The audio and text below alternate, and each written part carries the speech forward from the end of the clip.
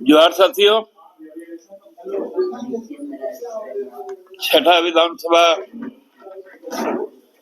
निर्वाचन का कल आखिरी दिन है मतदान का, और अभी साइलेंस पीरियड चल रहा है।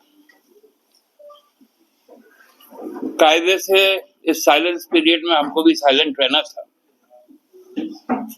लेकिन चूंकि जिस प्रकार से साइलेंस पीरियड में भी लोगों के बीच में भ्रम की स्थिति पैदा करना, दुष्प्रचार करना, भारतीय जनता पार्टी का ऑफिशियल ट्विटर और ऑफिशियल फेसबुक पेज से कई प्रकार के ऐसे ऑडियो वीडियो चल रहे हैं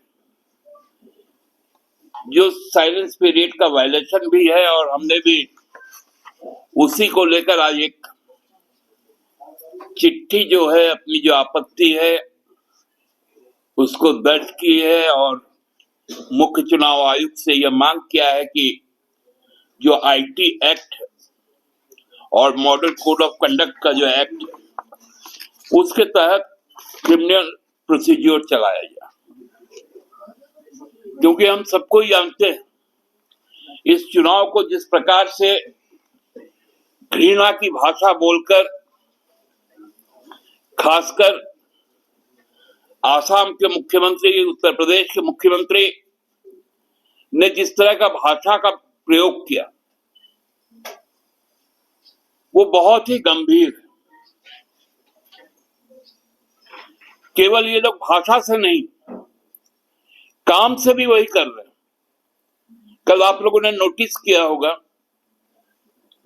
ये मीडिया में भी आया, चंदन क्यारी में जिस प्रकार भाजपा के प्रत्याशी और अभी नेता प्रतिपक्ष अपने काफिले के साथ और सेंट्रल पुलिस फोर्स को लेकर वहां आतंक मचाया, लोगों से मारपीट की, लोगों को जबरन गाड़ी में उनको बैठाया गया। ये चीजें बहुत खतरनाक रूप लेते जा रही है, और भाजपा अब लगता है कि चुनाव को बंगाल के तर्ज पे करवाना चाहती है। ऐसा पहली बार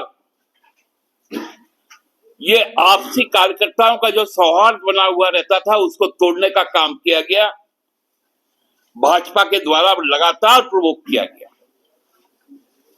आज सुबह भी देखे होंगे आप लोग, खबर आई दुमका में अग्रसेन भवन, वहां बाहर से कुछ लोग आकर बैठ गए। हमारे कार्यकर्ताओं को पता चला, लोगों ने शिकायत किया, पुलिस गया,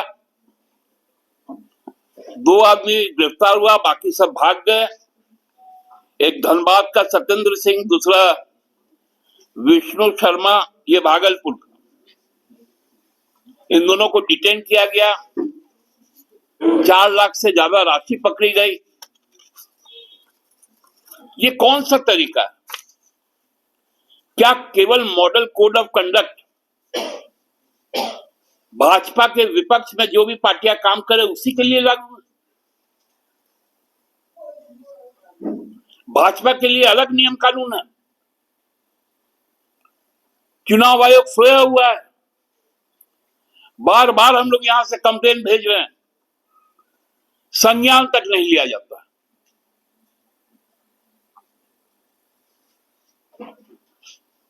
पूरे झारखंडी अस्मिता को गाली दिया जा रहा है, विभत्स रूप से उसकी पहचान को मिटाने की कोशिश की जा रही है, और चुनाव आयोग मौन है। खैर, कल का मतदान होगा, भारी संख्या में मतदान होगा।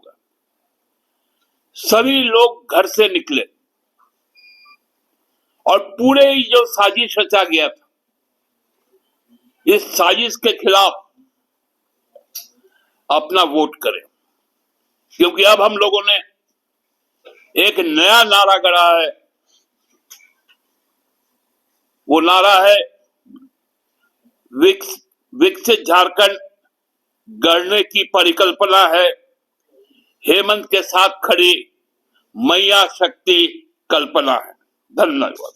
पूरा का पूरा यहाँ प्रशासनिक महकमा चुनाव आयोग के अधीन काम कर रहा है।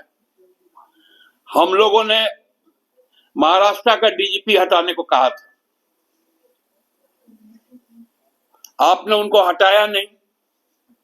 जब बाध्य होकर चुनाव के 7 दिन पहले वहां का डीजीपी हटा, आप हमारे जिलाधिकारी को हटा देते हैं, आप हमारे पुलिस कप्तान को हटा देते हैं,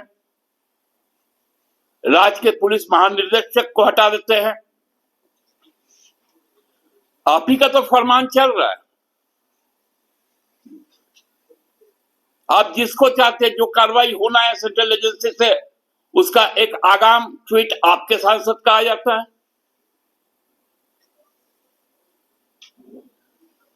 हम तो जनता के साथ, और बाबूलाल जी को अब क्या डरना। अब बाबूलाल जी तो उम्मीदवार खरीदते हैं। हम लोगों ने विधायक खरीदते बेचते देखा था, महाराष्ट्र में देखा, मध्य प्रदेश में देखा, कर्नाटका में देखा। पहला बार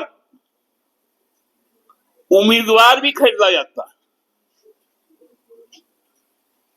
और जो उम्मीदवार खरीदा गया वो अपना घोषित संपत्ति सैकड़ों करोड़ों रुपए में बताया, तो उसका दाम तो कम से कम 1000 करोड़ का होगा।